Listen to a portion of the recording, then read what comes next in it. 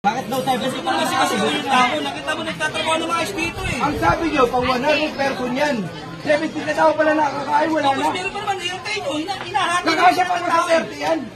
Pinagkakasya na boss, marami pagkain. Ano ba makain yan? 30 ka tao, nabisita ko. Ibig sabihin sa lechon, gusto mo 100 ka tao kagad? Marami kami pagkain, marami po tayo, lahat po yan, kasama ko sa binayaran Huwag mo. mo iba yung usapan, usapan natin yung lechon. Kung sino na ba kasi lumapit dito, binibigyan lang din namin, napalay na ba namin kung sino naman nabigyan Paano ba yung tarating ng 30?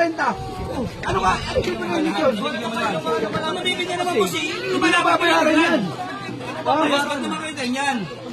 Hindi kayo tumabad sa usapan eh. Biro paglilitsyon. Tatlong oras kami nagpipate niya para Ang maluto yan. usapan natin, 100 ka tao yung kakain yan. 70 pa lang.